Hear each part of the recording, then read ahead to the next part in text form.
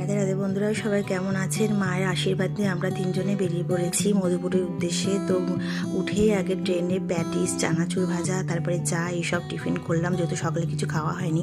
আর এখানে ছোটো ছোটো বেশ পাহাড়ও দেখতে পেলাম। তাও এখন আমরা উঠে পড়েছি গাড়িতে। এমসিকেবি স্কুল থেকে আমাদের জন্য গাড়ি পাঠিয়েছে। তো আমরা মধুপুরে এসেছি এমসিকেবি স্কুলে। তো এখানে ডিলুয়াতেও একটা আছে ওদের ব্রাঞ্চ। তো ভেতরে এতটাই বড় আর সুন্দর, মানে ঘুরে দেখতে গেলে একবেলা লেগে যাবে। এখানে বাচ্চারা খাওয়া দাওয়া করে।